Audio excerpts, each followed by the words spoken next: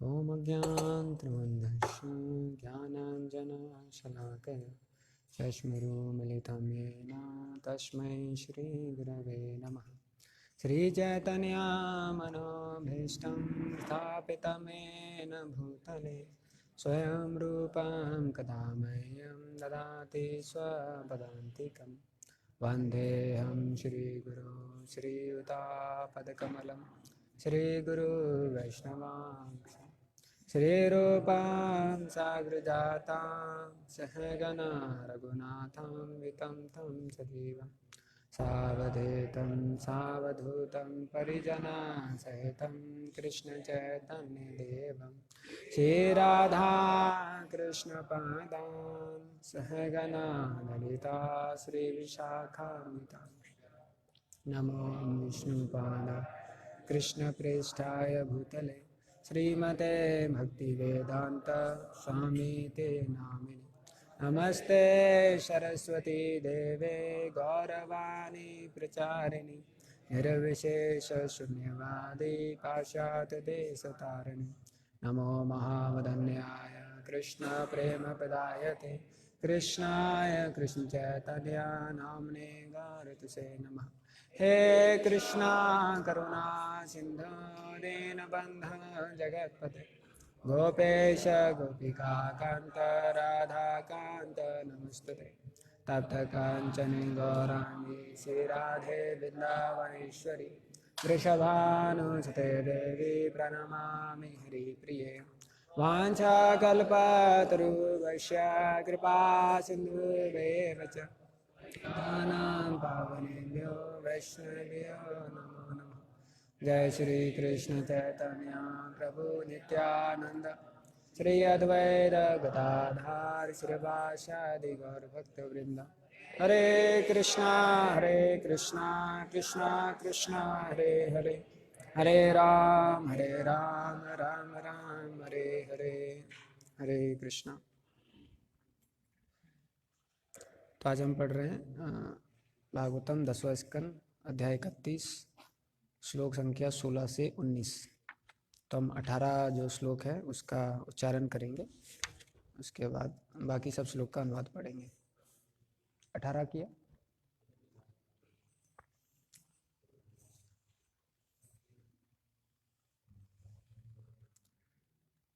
व्रजवनोकसां व्यक्तिरंगते व्रजीन्हन्त्री। I will sing first two lines, then all of you can repeat. व्रजवनोकसां व्यक्तिरंगते व्रजेन्हन्त्र्यलां विश्वमङ्गलम्। व्रजवनोकसां व्यक्तिरंगते व्रजेन्हन्त्र्यलां त्यजमानकचन त्वतिस्प्रात्मना स्वजनहृदरुजां यन्निषूदनम्। त्वतिस्प्रात्मना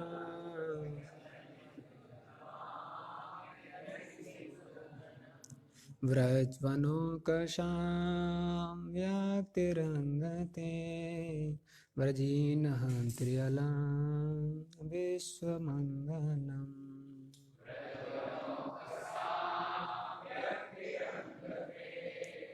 व्रजीन्हन्त्र्यलां त्यजमानकचन त्वतिस्प्रात्मना स्वजनहृदनुजां यन्निषूदनम्।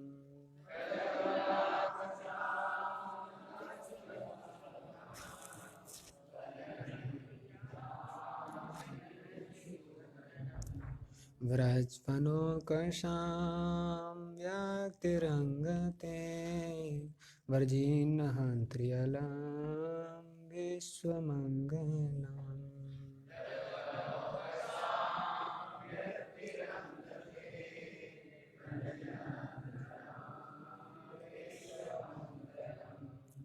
त्यजमानकचन त्वात् स्मरात्मनां स्वजन हृदरुजां यन्निषूदनम्।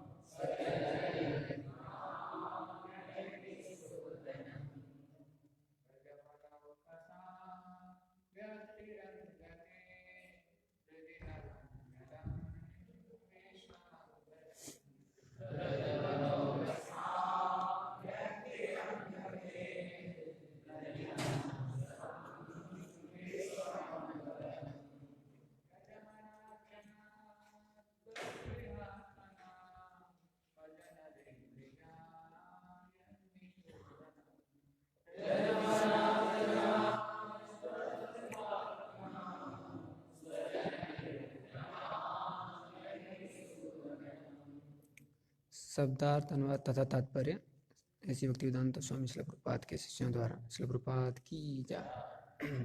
शब्दार्थ, व्रज के जंगलों में ओकसाम निवासियों के लिए व्यक्ति प्राकट्य अंग, हे प्रिय, ते तुम्हारा, व्रजिन दुख का, हंति विनाश करने वाला, अलम बहुत हो गया, विश्व मंगलम मंगलमय, त्यज छोड़ दीजिए, मनाक थोड़ा, च तथा, न हमको, त्वतः तुम्हारे लिए, स्पृहा लालसा, आत्मनाम पूरित मनो वाले, स्व अपने, जन भक्तगण, हत हृदयों में, रुजाम रोग का, यतः जो, निषुदनम समन करने वाला। अनुवाद, हे प्रियतम, आपका सर्व मंगलमय प्राकट्य व्रज के वनों में रहने वालों के कष्ट को दूर करता है। हमारे मन आपके सानिध्य के लिए लालायित हैं। आप हमें थोड़ी सी वह औषधि दे दें जो आपके भक्तों के हृदय के रोग को समन करती है। तात्पर्य, आचार्यों के अनुसार भगवान कृष्ण से गोपियां अपने स्तनों पर उनके चरण कमलों को रखने की बारंबार विनती करती हैं।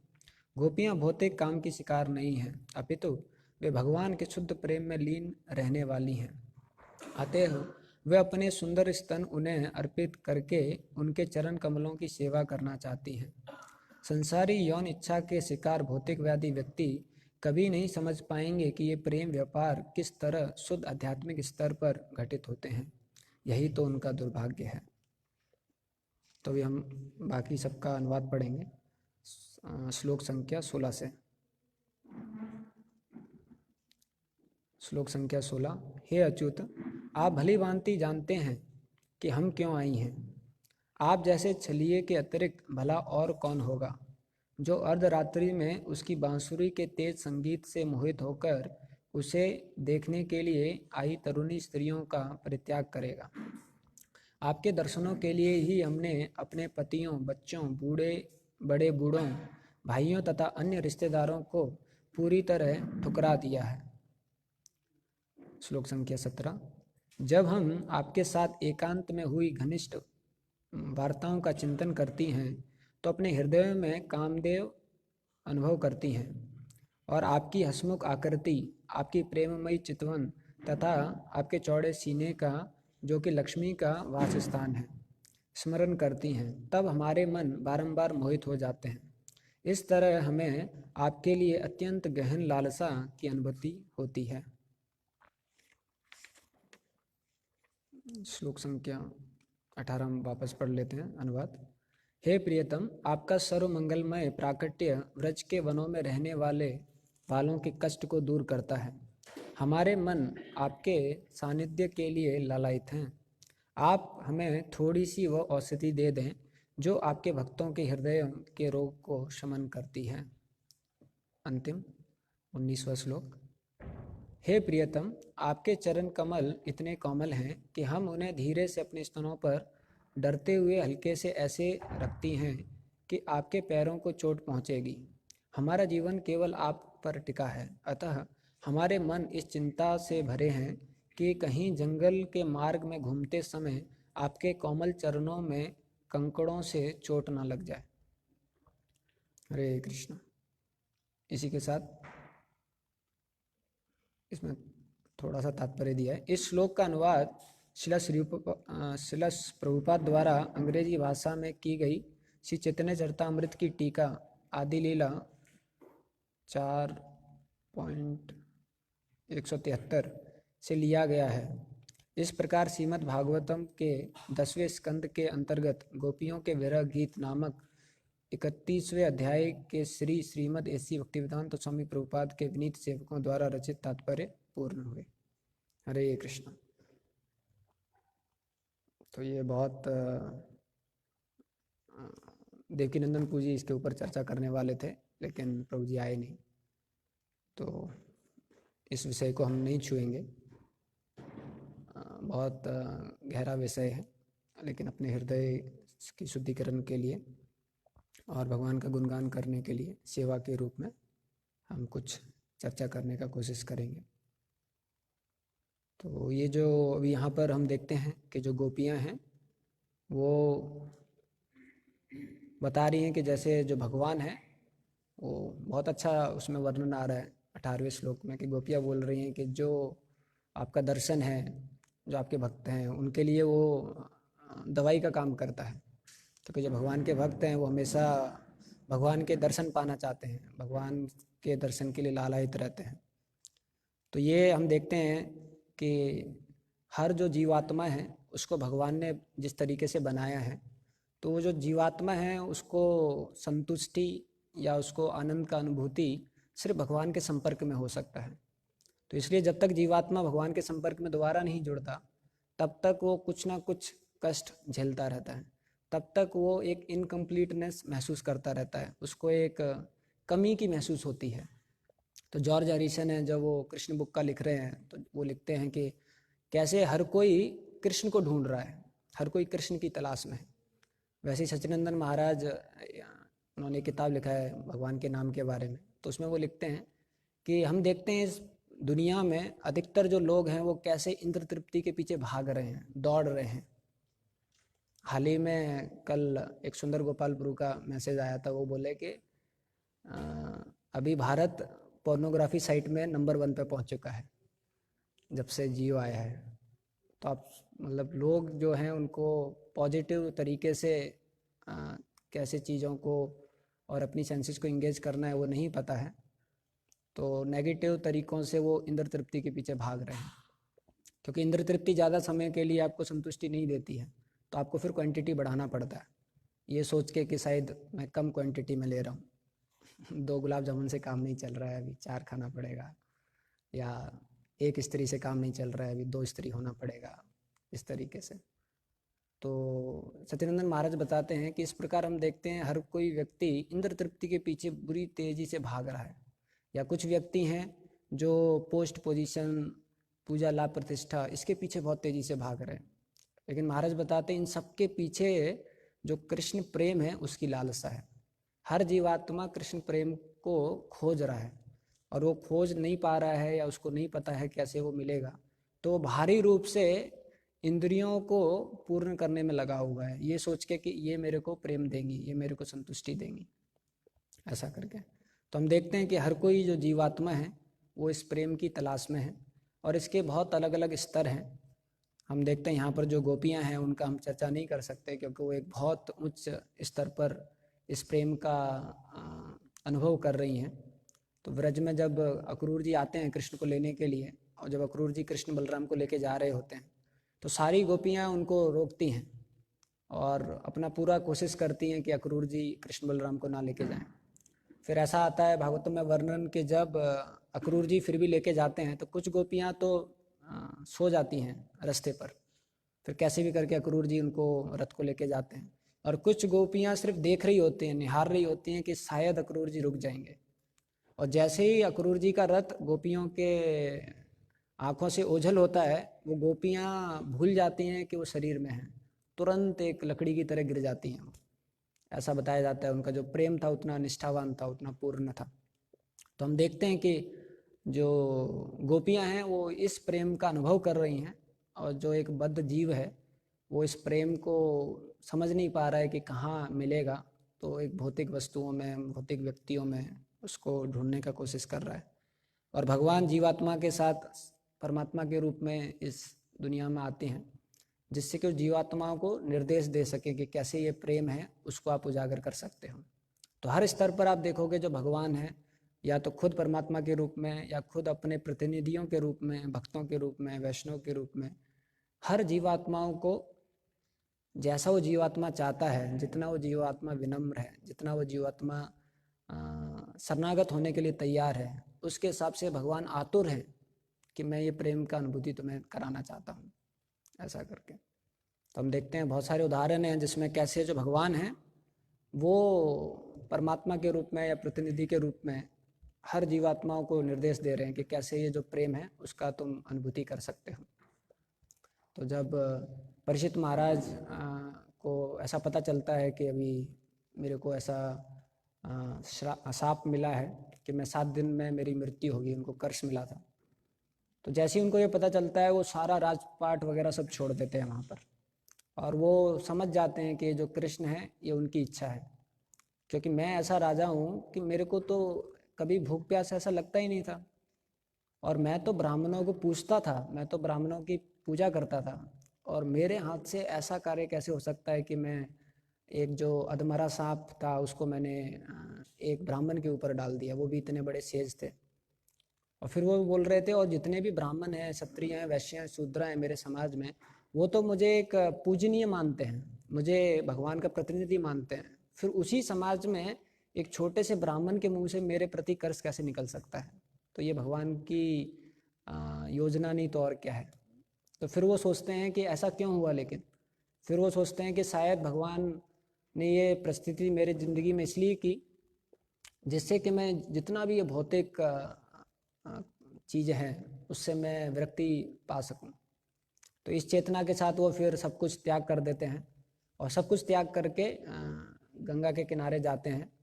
और उस समय पर भले व्हाट्सएप नहीं था, फेसबुक नहीं था, लेकिन कम्युनिकेशन बहुत स्ट्रांग था, सारे लोग पहुंच जाते हैं, जितने भी ऋषि हैं, मुनि हैं, सेजेस हैं, सब लोगों को पता चल जाता है कि जो पूरे विश्व का राजा है परीक्षित महाराज, आज वो त्याग करने को बैठ गए हैं, आज वो अपना मृत्यु का इंतजार कर रहे हैं। तो सभी लोग आ जाते हैं वहाँ पर, और परीक्षित महाराज बहुत साधु वाले कपड़ों में गंगा नदी में स्नान करते हैं। उसके बाद उन सबसे पूछ रहे हैं कि आप मेरे को बताइए, जो व्यक्ति मरने वाला है उसका कर्तव्य क्या है, मरने वाले व्यक्ति को क्या करना चाहिए।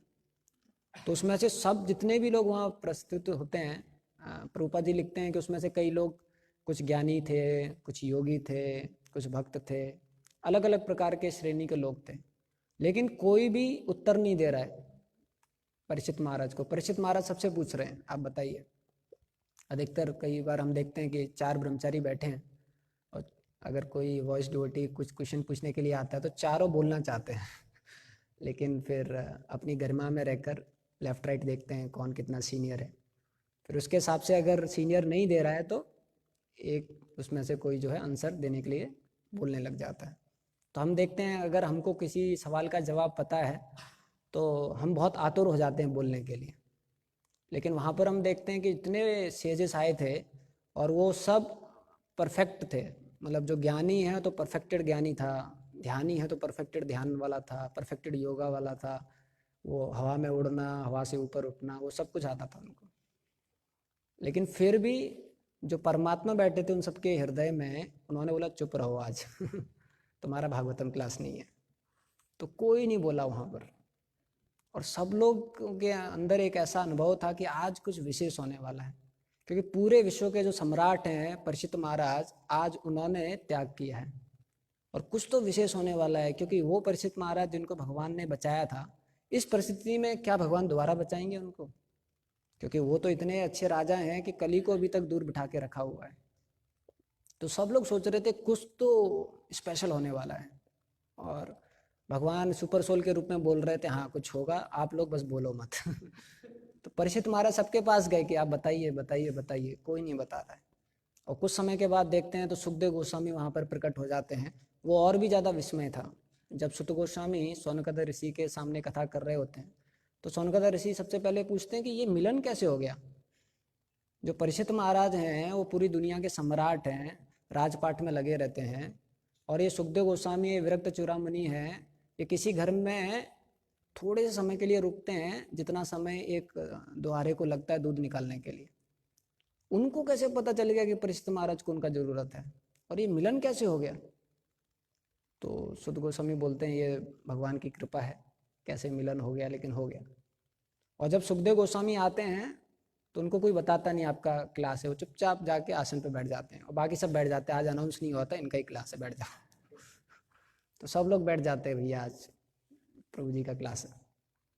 एंड सुखदेव गोस्वामी उसके बाद बोलने लग जाते हैं। उसके बाद सुखदेव गोस्वामी जैसे बोलते हैं वो भी बहुत हर चीज़, जैसे हमारे आचार्यगण और ये शुद्ध भक्त भागवतम में वर्णन कर रहे हैं, बहुत अमेजिंग वे में बताते हैं।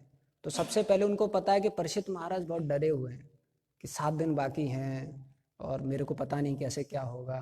तो सबसे पहले उनको इनकरेज करते हैं, बोले क्या हुआ, कितने दिन बाकी हैं? बोले 7 दिन बाकी। बोले चिंता मत करो, हमारे पास कई प्रकार के प्रोसेस हैं।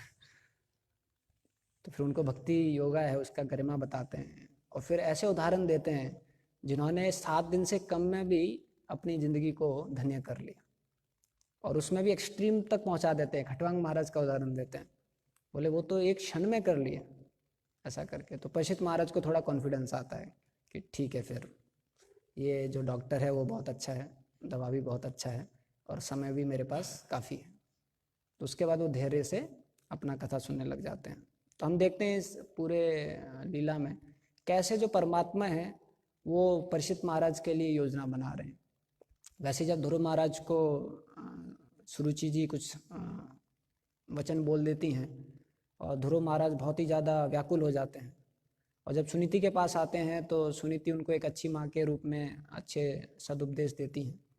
और उसके बाद ध्रुव महाराज चाहते थे कि अभी मैं ऐसे शांत नहीं बैठूंगा, मैं चाहता हूँ कि अपने जो मेरे दादाजी हैं उससे भी बड़ा राज्य परिवार क्यों मैं लूँ। तो सुनीति जी उनको बहुत अच्छा गाइड करती हैं कि अरे ये जितने भी राजा लोग हैं सबको जो राज्य परिवार है या जो भी किंगडम है वो सब विष्णु देते हैं, तो आप ऐसा करो जाओ और विष्णु की पूजा करो। तो आप देखोगे उसमें भागवतम में आता है कि सुनीति खुद भी भगवान की पूजा करती थी, उनके घर पे भी विष्णु थे, वो पूजा करती थी।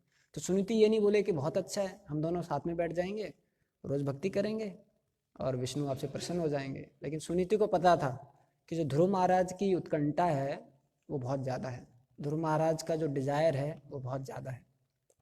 तो सुनीति जी ने उनको रोका नहीं। सुनीति ने बोला जैसा आपका डिजायर है आप जंगल में जाओ, आपको विष्णु जल्दी मिल जाएंगे, और जितने भी आप जैसे लोग होते हैं जिनका इतना अच्छा डिजायर होता है, इतना इंटेंसिटी होता है, तो वो लोग जंगल में जाते हैं, ऐसा मैंने सुना है।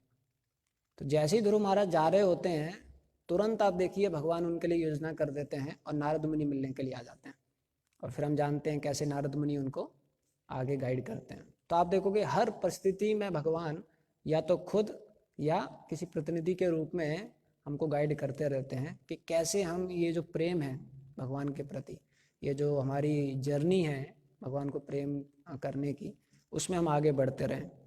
वही नारद मुनि जब बाद में हिमालय में जा रहे होते हैं, जब छोटे बालक के रूप में जाते हैं, तो वहाँ पर वो तपस्या करते हैं तो भगवान प्रकट हो जाते हैं और भगवान उनको दर्शन दे देते हैं।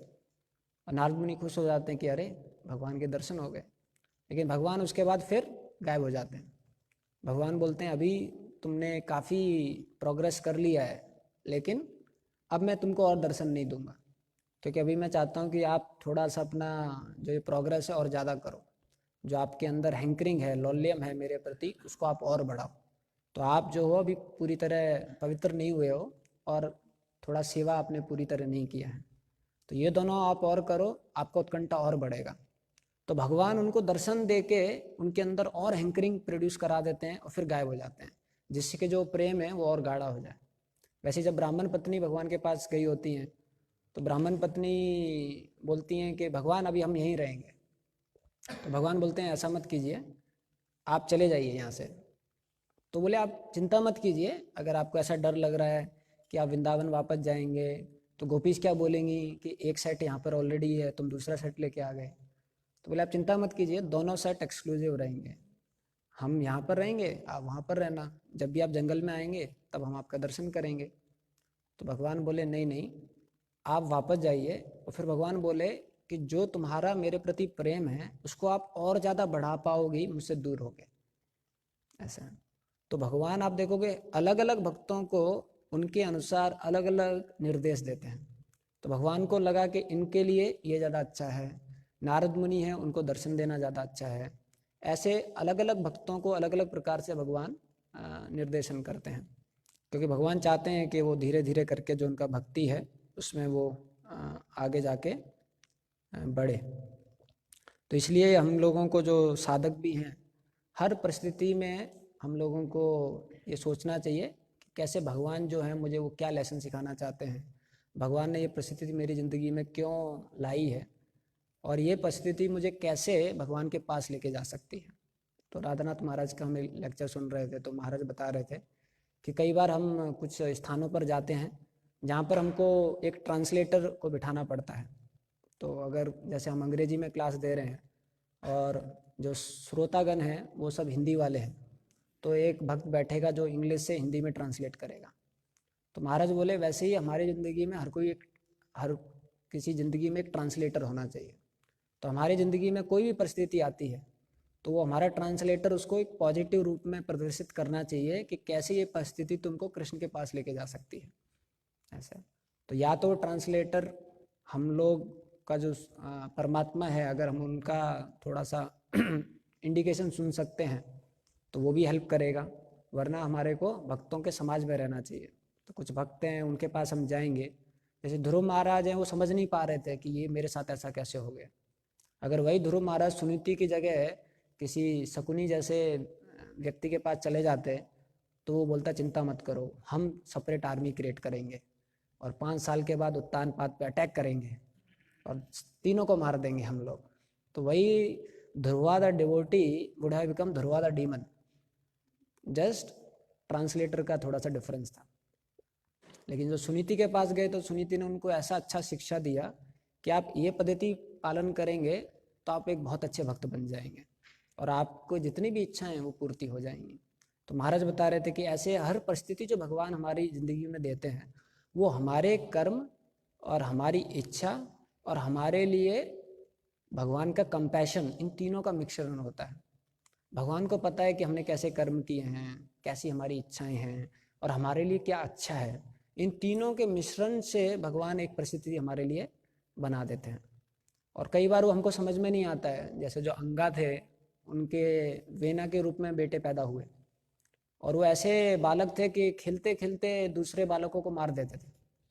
अब आप सोचिए, आप पिता हो, वो भी राजा हो, और प्रजा आ रही है कि सर आपके लड़के ने मेरे लड़के को मार दिया।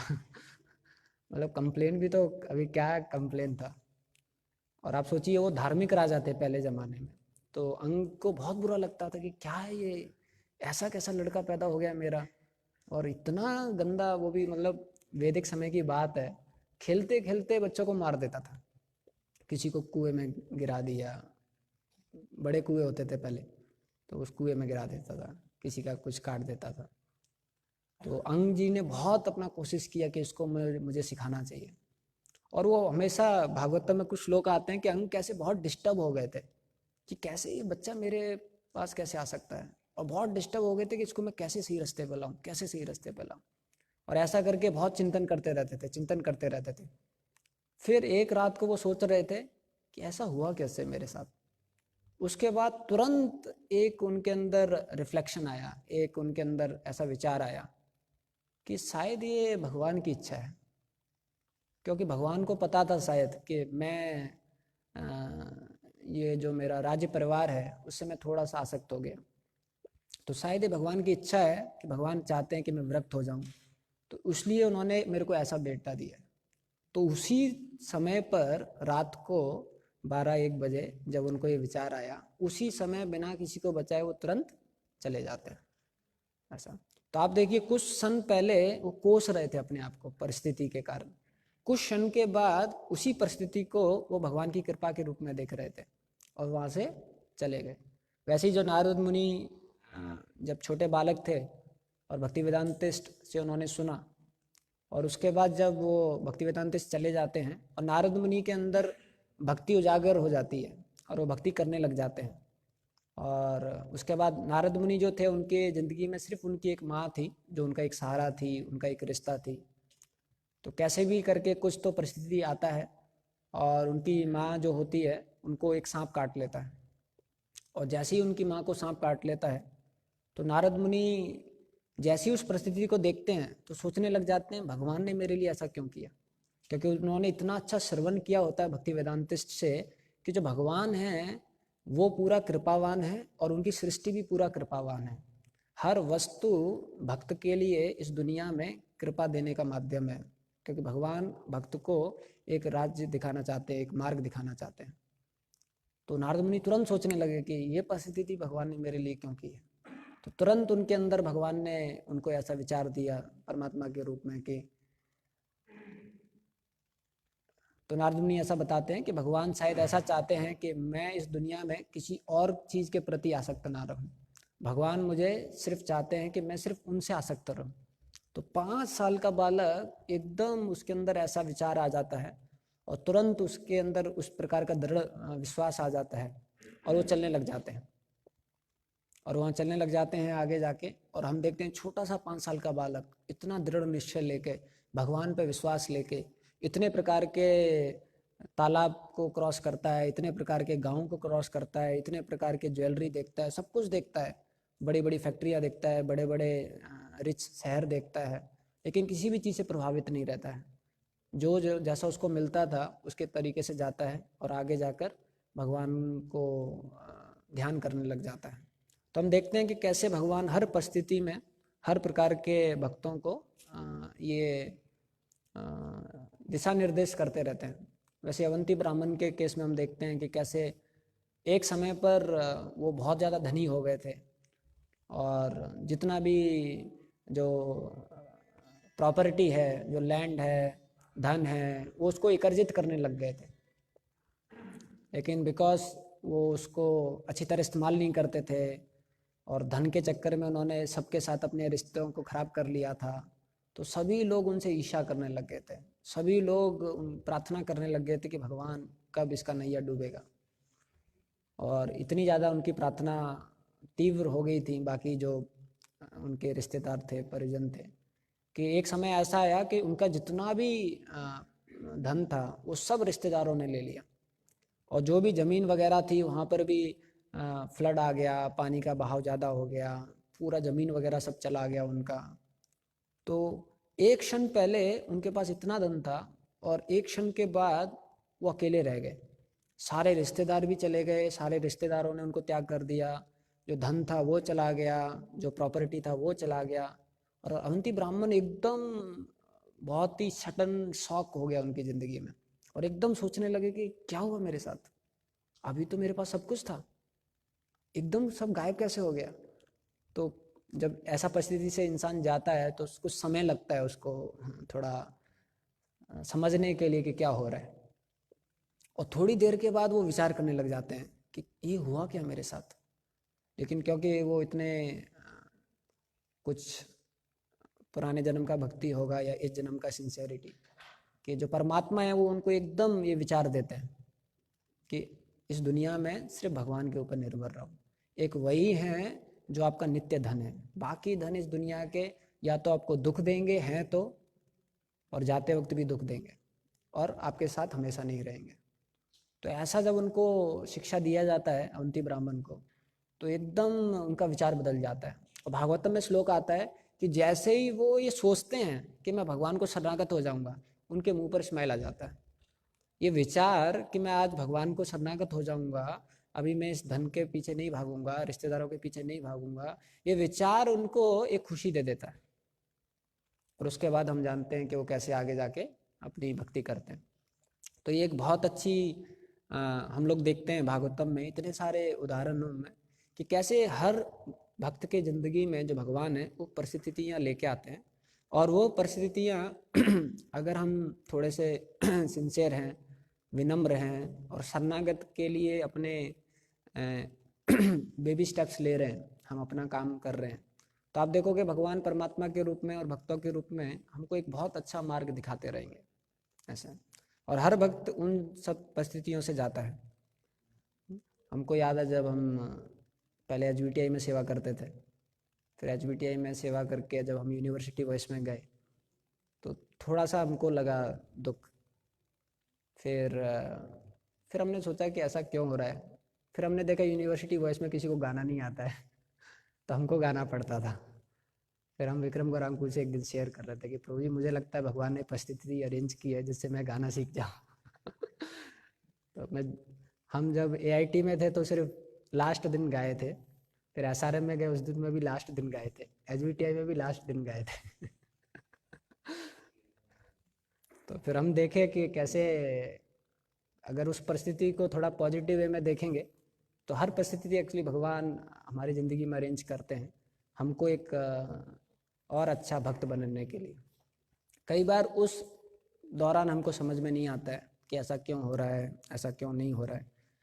तो इसलिए जो भक्ति जीवन में जो हमारे गाइड होते हैं उनका जो रोल है वो बहुत ज़्यादा रोल होता है, क्योंकि भगवान जब तक हम उनको परमात्मा के रूप में नहीं समझ सकते हैं तब तक भगवान अपने आप को उनके गाइडों के माध्यम से हमको दिशा निर्देश करते हैं। और अगर आप थोड़ा सिंसियर हो तो आपको पता चल जाएगा। जैसे प्रभुपाद जी जब वो पेपर बांट रहे थे तो तुरंत एक व्यक्ति आया और बोला स्वामी जी क्या पेपर बांट रहे हो, किताब करना चाहिए। तो प्रभुपाद जी के अंदर परमात्मा बोला सही बोल रहा है, एक्सेप्ट कर लो और प्रभुपाद जी ने तुरंत एक्सेप्ट कर लिया उसको। तो कई बार आप देखोगे हमारे अंदर भी परमात्मा बोलता है कि ये सही है, इसको एक्सेप्ट कर लो, लेकिन हमारे अंदर का जो माया है या हमारे अंदर के जो अनर्थास हैं वो बोलते हैं थोड़ा रुक जाओ अभी अभी तुम और कुछ करो इसके बाद एक्सेप्ट करना इसको, ऐसा है। तो अगर हम थोड़ा सा सिंसियर हैं, और भगवान इतने अच्छे हैं हर व्यक्ति को उसके अनुसार निर्देश देने के लिए तैयार हैं। भगवान गीता में भी आप देखोगे तो भगवान बताते हैं कि अगर आप मेरे को मन में याद नहीं कर सकते हो तो मेरे लिए कार्य करो, कार्य नहीं कर सकते हो तो जो सिर्फ जो भी करते हो उसका कम से कम रिजल्ट मेरे को ऑफर करो। तो आप देखोगे भगवान इतना अकोमोडेटिंग है। भगवान बोलते हैं जिस स्पीड से आप चलना चाहते हो ना उस स्पीड से मैं आपको लेके जाऊंगा, लेकिन रास्ता तो मुझे सही चुनने दो। भगवान का बस वही एंग्जाइटी है कि आप जो वेदास हैं, चाहे कर्म कांड करो, चाहे कर्म योग करो, चाहे निष्काम कर्म योग करो, ज्ञान करो, ध्यान करो, भक्ति योग करो, लेकिन वैदिक फॉलोइंग में रहो, शास्त्रों के अनुसार चलो, गुरु के अनुसार चलो, ये भगवान सिखाना चाहते हैं।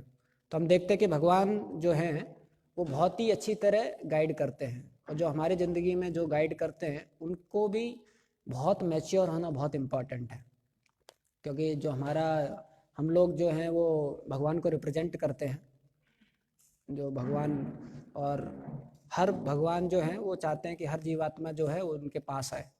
तो अगर हमारा गाइडेंस मैच्योर नहीं होगा तो कई बार हम लोग जीवात्माओं को भगवान से विमुख कर सकते हैं, या उनका जो प्रोग्रेस है वो थोड़ा सा हम लोग उसको अफेक्ट कर सकते हैं। तो ये जो निर्देश करने वाला सेवा है, या गुरु वाला सेवा है, या गाइड करने वाला सेवा है, ये बहुत ही मैच्योर सेवा है। और इसको जो भगवान के प्रति हमेशा शरणागत है, हमेशा हर डिसीजन भगवान को प्रार्थना करके कर रहा है, वही अच्छी तरह कर सकता है। कि कई बार बहुत मुश्किल हो जाता है, क्योंकि कई बार कुछ प्रिंसिपल हमको बहुत अच्छे लगते हैं और हमको लगता है कि जो हमारे अंडर भक्त है उसको भी यही प्रिंसिपल अच्छे लगने चाहिए, या वो यही प्रिंसिपल फॉलो करना चाहिए। तो हम कई बार इतना हैमर करते हैं उन प्रिंसिपल्स के ऊपर, और वो सामने वाला वो प्रिंसिपल अप्रिशिएट नहीं करता है, तो उसको बहुत बुरा हो जाता है। हाल ही में एक बार जब हम शुरू में क्लास दे रहे थे, तो हम बहुत ज़्यादा चेतना के ऊपर बोले कि चेतना कैसे शुद्ध होना चाहिए, चेतना बहुत वो है।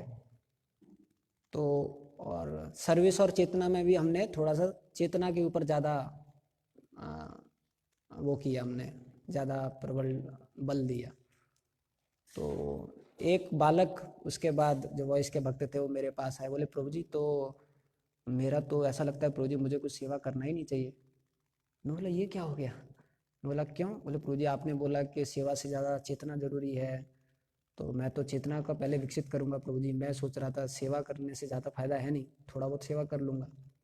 तब हम विचार कर रहे थे, बाप रे मैं क्या बोलना चाहता था, ये क्या पकड़ लिया ऐसा करके। तो एक्चुअली जो प्रचारक है उसको मैच्योर होना बहुत ज़रूरी है। अभी जो नया भक्त है पहले उसको ग्रॉस सेंसेस तो सेवा में लगाने दो, चेतना बाद में उसका धीरे धीरे करके होगा प्रोसेस से। हमने उसको साधना भक्ति दी है।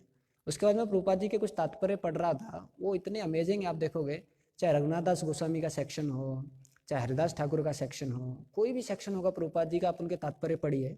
प्रभुपाद जी के जो तात्पर्य हमेशा होप गिविंग रहते हैं। प्रभुपाद जी कभी नहीं बोलेंगे देखो रघुनाथ दास ये करता था, ये ऐसा करता था, आप क्या कर रहे हो। प्रभुपाद जी के जो तात्पर्य हैं वो हमको आशा हमसे लेते नहीं है, आशा देते हैं। तो आप देखो कोई भी ध्यान कर रहा है, योगा कर रहा है, प्रभुपाद जी क्या बोलेंगे, our program is simple, you chant dance like that, और take shelter of the holy names of the Lord. तो प्रभुपाद जी के तात्पर्य पढ़ के आपको एक सूदिंग लगेगा, आपको ऐसा नहीं लगेगा कि मेरे को बहुत ज़्यादा वैसा हो गया है। तो आप देखोगे जो जैसे कृष्ण भगवान है वो एक बहुत मैच्योरली गाइड करते हैं, वैसे एक मैच्योर जो गाइड है उसको भी बहुत मैच्योरली गाइड करना चाहिए, वरना जो गाइडेंस ले रहे हैं उनको थोड़ा सा डिफिकल्टी हो जाता है। वैसे ही कई बार हम सेंस कंट्रोल पे बहुत ज़्यादा बोल देते हैं, लेकिन प्रभुपाद जी ने सेंस कंट्रोल को कैसे तात्पर्यों में बोला है उस तरीके से प्रदर्शित नहीं करते ऐसा है। और कई बार ऑडियंस के हिसाब से हम लोग नहीं बोलते हैं, जैसे जो मैच्योर ऑडियंस है उसको आप थोड़ा ज़्यादा इंटेंसिटी से बोल सकते हैं, लेकिन जो नए भक्त हैं उनको आपने ज़्यादा सेंस कंट्रोल पे बोल दिया, अभी तो वो सेंसेस को थोड़ा बहुत लगाए भी नहीं सेवा में, तो उनको थोड़ा बहुत मुश्किल हो जाता है। जैसे एक भक्त बता रहे थे कि प्रभु जी सेंस कंट्रोल करना चाहिए, कैसे करना चाहिए प्रभु जी, हम लोग तो प्रसाद खाते हैं। तो फिर मैंने उनको जो भक्ति विनोद ठाकुर ने प्रेयर लिखी हैं, शरीर अविद्या जाल जड़ इंद्रियता है कार, उसका मीनिंग पढ़ाया और प्रभुपाद जी का एक्सप्लेनेशन पढ़ाया। तो उसमें आप देखिए इतना अच्छा मूड है। भक्ति विनोद ठाकुर क्या बोलते हैं कि जो इंद्रियां हैं उनको वश में करना बहुत मुश्किल है, और खासकर जो हमारा टंग है उसको वश में करना बहुत मुश्किल है। तो मुझे क्या करना चाहिए? कुछ नहीं करना चाहिए। क्यों? क्योंकि कृष्णा बहुत दयावान है। मेरे पास ये प्रॉब्लम है, लेकिन भगवान इतने कृपालु हैं, भगवान इतने दयावान हैं कि उन्होंने क्या किया है, मेरे लिए प्रसादम का अरेंजमेंट कर दिया। तो मैं क्या करना चाहिए? मुझे प्रसादम खाना चाहिए, प्रसादम की चेतना में, और क्या करना चाहिए, और उस भगवान का गुणगान करते रहना चाहिए। उससे क्या होगा, आपका इंद्रिय जो है वो कंट्रोल में आ जाएगा। ऐसा। तो आप देखोगे जो शास्त्रों में प्रभुपाद जी के तात्पर्य हैं, या जो मैच्योर लीडर जो गाइड करते हैं वो ऑडियंस के हिसाब से गाइड करते हैं। तो उससे क्या होता है कि हेल्दी वे में जो साधक है वो अपनी जर्नी है उसको ले सकता है, और धीरे धीरे करके वो उसमें प्रोग्रेस करता है, ऐसा करके। तो अगर हम इस तरीके से ये करते हैं तो बहुत आसान हो जाता है हम लोगों के लिए भगवान को रिप्रेजेंट करना, क्योंकि भगवान के जो सॉल्यूशन है, भगवान के जो मार्ग है, उसमें जो कृपा वाला फैक्टर है वो हमेशा रहता है, और जो ऑडियंस है उसको अंडरस्टैंडिंग वाला फैक्टर हमेशा रहता है। भगवान आप देखोगे हर व्यक्ति को उसके अनुसार शिक्षा देते हैं। वैसे चैतन्य महाप्रभु का हम देखते हैं कि उन्होंने हर व्यक्ति को अलग अलग तरीके से बोला। जब कुर्म ब्राह्मण के पास चैतन्य महाप्रभु आए तो कुर्म ब्राह्मण बहुत ही ज़्यादा प्रेम में उत्कंठ हो गए थे महाप्रभु के प्रति। और जब महाप्रभु जाने लगे तो कुर्म ब्राह्मण भी पीछे पीछे जाने लगे। तो महाप्रभु बोले आप ऐसा कीजिए, आप यहीं रहिए। बोले महाप्रभु लेकिन मैं सिर्फ आपके साथ रहना चाहता हूँ। तो महाप्रभु उनको 2 शिक्षाएं दी है, 2 निर्देश दिए। पहला निर्देश दिए कि आप ऐसा करो, हमेशा भगवान का नाम जप करते रहो, यहीं रहो लेकिन भगवान का नाम जप करते रहो। और दूसरा उनको शिक्षा दी है कि आप इसके साथ प्रचार करो, दूसरों को भी भगवान से जोड़ो, ऐसा करके। वही महाप्रभु जब रघुनाथ दास गोस्वामी से मिल रहे हैं तो उनको बोल रहे हैं आप ये ऐसे मरकट वैराग्य मत दिखाइए, पहले आप घर पे रहिए, पहले आप रिस्पॉन्सिबिलिटी अपनी ड्यूटीज को कीजिए और मन में मुझको याद कीजिए और सही समय पर सब कुछ होगा। तो रघुनाथ दास गोस्वामी चुपचाप जाते हैं, अपने जो घर परिवार की काम है, कार्य हैं, उनको करने लग जाते हैं। और माता पिता बहुत खुश हो जाते हैं कि बच्चा तो अच्छा हो गया है। और उसके बाद जो माता पिता हैं वो सिक्योरिटी गार्ड थोड़े कम कर देते हैं कि अब तो काफ़ी रिस्पॉन्सिबिलिटी ले रहा है।